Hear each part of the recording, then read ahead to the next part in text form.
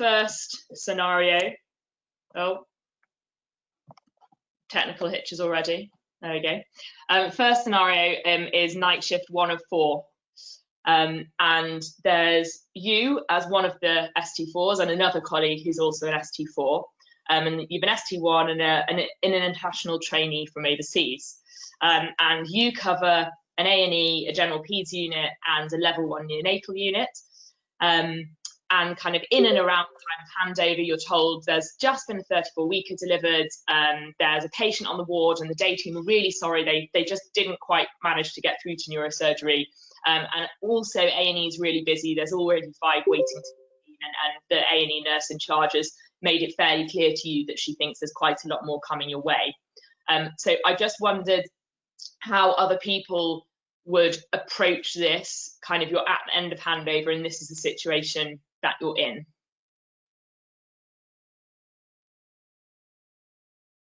Don't all rush at once to contribute to that question.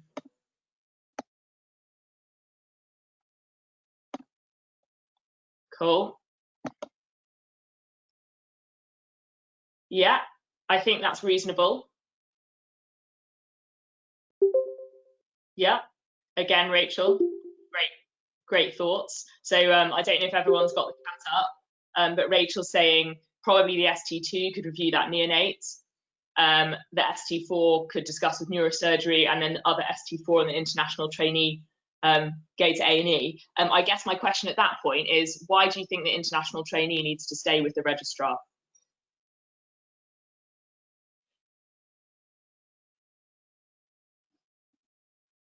So I guess, so that Rachel doesn't have to answer all of the questions, what I'm trying to get across there is that sometimes, especially if you're a new registrar, you may have the benefit of having already worked with your other ST4 colleagues somewhere else, having known the ST2, and having an international trainee who's actually, you know, a registrar in France and really is very good at paediatrics. But you need to have that discussion. And sometimes it can feel a bit forced and like you shouldn't have to have it in a set way. But if you spend 5 minutes at the beginning of your shift discussing what your skill sets are, you're going to potentially be able to not only solve the problems that are at the start of your shift, but ongoing problems as the shift pans out. And I think it's really worth having that conversation and not feeling like a lemon for being like, oh, but you know, what are you good at? Because you need to know that to be able to manage a team effectively ongoing. So it's really, really worth doing, because actually you may find out that the other ST4s basically only done neonatal training, because sometimes that's just how our ST1 to 3 training works. So you have this person who's really, really good at neonates, and you're actually have gone the other way, and you're really, really good at paediatrics and really uncomfortable in neonates. Your international trainee may actually not even know NLS and need their hand held the whole way. Please hold. Oh, I'm being told to hold. Can everyone still hear? Yeah, keep going, Katie. I'm not sure what that is. Great, perfect, no problem. And your ST2 absolutely may be very capable of going off and dealing with that 34-weeker all by themselves, or they may have only done 1 neonatal job and be very sort of nervous about that and want someone to go with. So you just need to know who you've got with you so that you can manage the situation appropriately. And I think that's team allocation is the sort of thing about being a registrar that's really different to being an SHO, because you don't really need to think about that when you're a junior trainee. And suddenly, overnight especially, that's a really, really big part of what's going on. All right. And the only other person that is part of your team, and I know that they all like to be part of the team, speaking as not one, but is the consultant. So if A&E really is heaving, and especially if there are sick patients down there and your neonatal unit needs you, you just might need to escalate. Okay, so that's scenario 1. And now you are obviously coming back for the next night. So this is 2 of 4, same team. And you have a 5-year-old in your A&E department who's presented with 5 days of fever and lethargy and looks a bit pale, but hemodynamically is very stable. And so totally reasonably, you sent off some bloods to start with, and then you potted off to another patient, and the lab ring you with these results, which this isn't going to be focused on your clinical knowledge as a registrar. You can always look stuff up on Google. This is focused on the team factors and the human factors. So you call your consultant because you obviously are like, oh, that's a really nasty blood picture. Might be leukemia.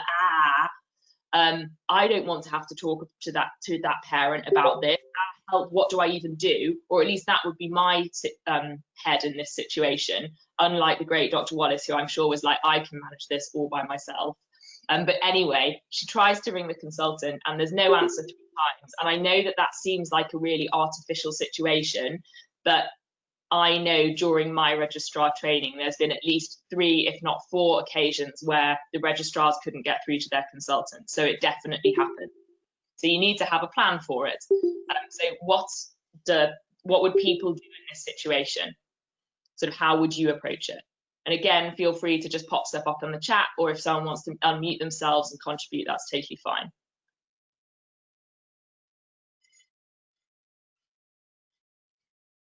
And if there are registrars listening who feel that they kind of have something to contribute, that would be great as well.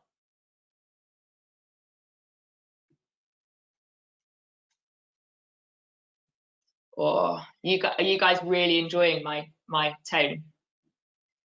Should I just give you what we felt you should focus on? Or has anyone got anything to say? Hannah. Yeah, great, a really good idea.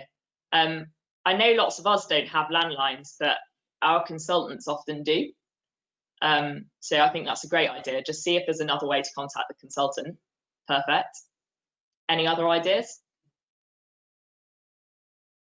Say you really can't get through to your on-call. Okay, Idan. Yeah, so I think that's a really good set of suggestions, Idan. So yeah, is there a second on-call? So lots of places during COVID, I know, did have sort of second on-calls, but I think before that was less common. And absolutely. So I think a very wise registrar once said to me, in these sorts of situations, there are only really 3 options for you.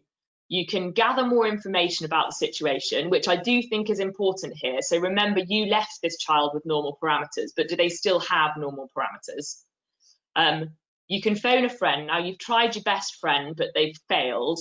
So who are your other friends? And absolutely other consultants. And that may actually be the departmental lead, because that's what they're there for if their other consultants kind of fail to answer. Or it might be tertiary specialists, because actually, let's face it, in a district general, your consultant is going to be very useful, but probably is going to have to ask you to ring that tertiary centre. So you may as well get on straight away and ring it. And then the other thing they said is the only other option you have is you need to ship them somewhere else. And that's absolutely valid in this case as well, in that probably this district general isn't where this child needs to be. So if you just sort of divide it into those 3 things in any clinical situation or any team-based situation, they're your 3 options. It suddenly all seems a bit easier. So in this case, I think the managing doctor tried to call the consultant again, but didn't want to call another consultant locally. So instead proceeded to call the haematology team locally, who are often very helpful in this specific case, although obviously for lots of other paediatric problems, you'd have to go straight to a tertiary centre.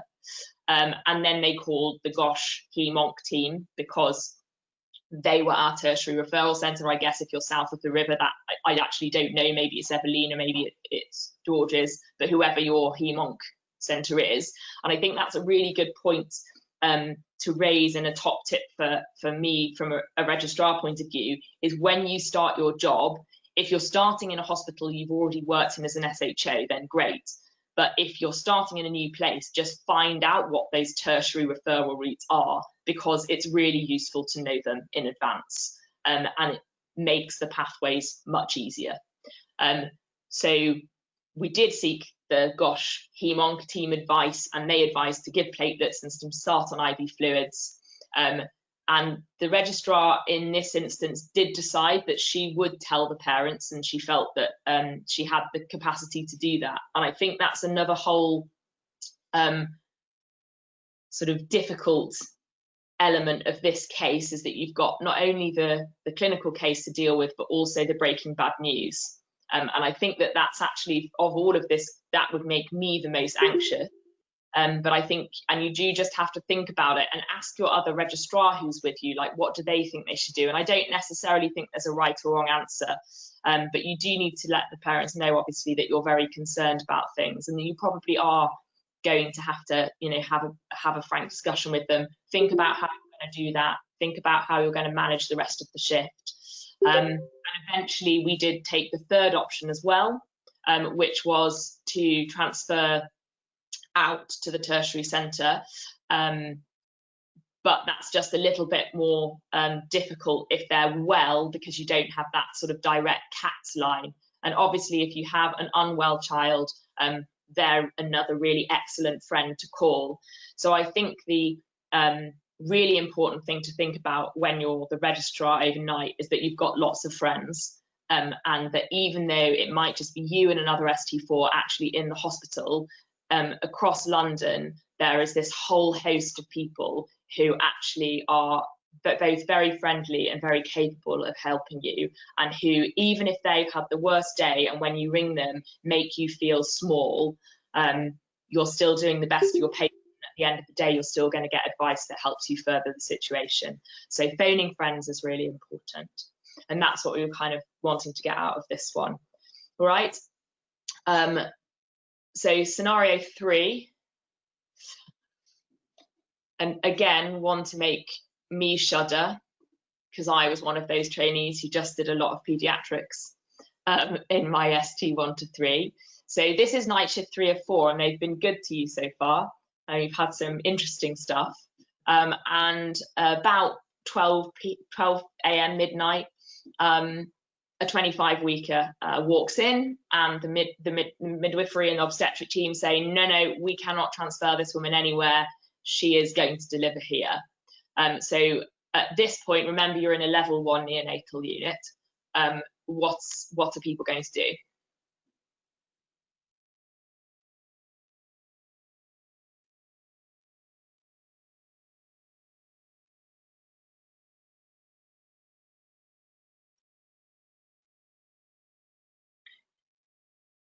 Yeah, absolutely. Call the consultant and inform the neonatal unit. Top priorities. Yeah, making sure SpRs are aware. Never presume that these conversations have happened. So sometimes the obstetric team are really great. They inform SpRs straight away. Actually, they've informed SpRs before they've even talked to you. But they may not have done. So yeah, absolutely. You called your consultant. You've got a reasonable number of your team there. So it might be that you're on a night shift where actually you can leave one SHO in A&E, kind of tidying up A&E, and 3 of you might be able to go. But obviously it depends what else is happening. And it might just be that you really can only spare 2 pairs of hands. Informing the consultant really early. I think I've never met a consultant who wouldn't want to be present for the birth of a 25-weeker if they can be, and also letting your transport team know very quickly, because lots of people haven't worked in a level 1 unit, but lots of us have, and it really isn't the best place to keep a 25-weeker.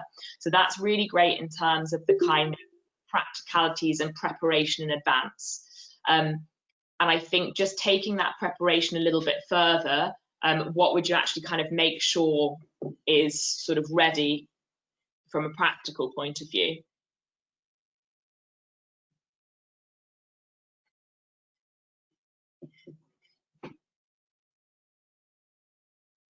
So I guess here I'm thinking, sorry, I'm aware, I think I jump in too fast. I'll let people type. So just kind of practical things. So you've prepared in terms of your team, which is great. Yeah, absolutely, Hannah. So you need to make sure you've got appropriate tube sizes. Now remember, this is a level 1 unit. They don't have 25 weekers very often. So not only your tube sizes, but even your mask sizes to go on the baby. You might struggle to find a size 0 mask. But they'll have one somewhere. So it's just thinking through all of this stuff that you might need to be able to stabilize this child. Absolutely, surfactant, who said that? Idan, yeah. So it's just trying to think in advance. So, and this applies actually for when you get pediatric cardiac arrest calls being brought in by LAS, or any kind of real emergency where you actually have a period of preparation, is trying to think to yourself, what might go wrong and how can I mitigate for that in advance so that it's less stressful if that happens. So you may not be able to tube the baby, but you need to be able to bag the baby. So make sure you have the right T-piece and the right mask, and that your T-piece works and that there's oxygen there if you need it. You're going to have to get access, because otherwise it's going to get horrifically hypoglycemic and then start seizing on you. And you might be really great at umbilical lines and have just come off your tertiary job and all be really au fait with it. But what if you can't? What are you then going to do? And IO is always an option. And I think it's the same with any of these sort of emergency scenarios. Get everything ready and try and problem solve before it happens, and then it will feel much less stressful, because problems do happen. And if you've done that, it will all feel much more controlled when the situation does or does not arrive. And I think the other really important thing as a registrar is just that permission, I guess, and definitely it is permission to have all of these amazing apps that have been developed by amazing people on your phone that try and take out some of the human errors. So have Neomate, which is free and great and does all the calculations for you and figures out your tube sizes. Just get it up, because the last thing you need to be doing when you're stressed about this is trying to figure out a drug dose for something teeny tiny. Okay, so just have it up on Neomate. Even if it's your SHO has it on their phone and they're reading things to you. And there's another great app called the Pediatric Emergency app, which actually recently I tried to load and it is having some technical problems, but it's again a similar thing. Get up whatever your aid memoir is, wherever you are, because that's really, really important to helping these sort of emergency scenarios run smoothly. Okay, and there's one more scenario. So this is night shift 4 of 4. As I've said, you've worked really hard and it's nearly over, but it is the middle of winter and A&E is still heaving. And at the end of handover, the handing over reg says, yeah, so the ward have just got 1 bed and 1 cubicle. So what do you need to think about at this point?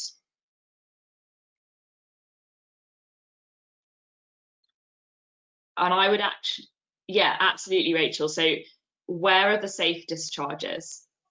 And if it's been a really great handover, your lovely team will already have pointed some of these out to you. Anything else?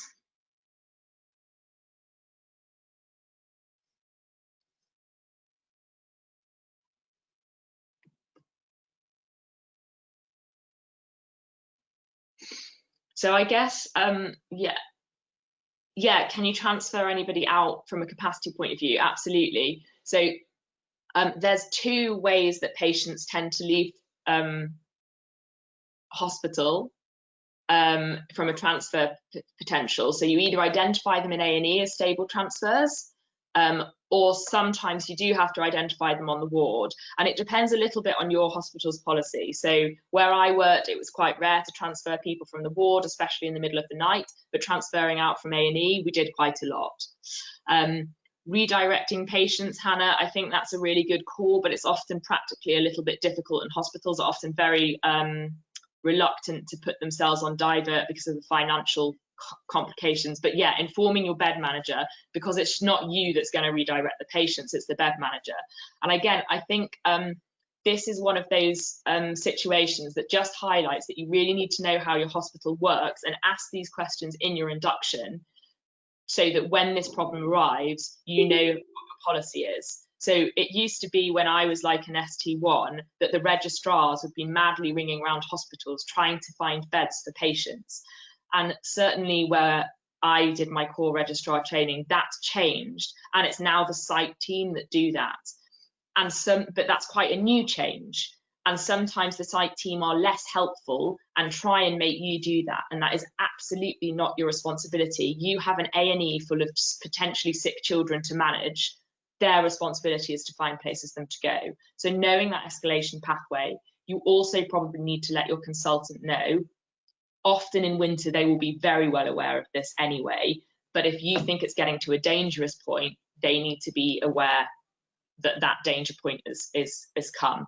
And I think the other point just here, which I spent a lot of my winter doing last winter, is communicating with the nursing team in your short stay unit and on your ward, because it's amazing. I think someone sort of did mention this, like just find another bed temporarily. It's amazing if pushed, which obviously you don't want to do, and you do it in a nice way, but how suddenly beds are created, and suddenly patients can be cohorted that we didn't think could be cohorted before, and it's just because people haven't checked results or whatever, and suddenly you've actually got 4 beds and you're in a much easier breathing space.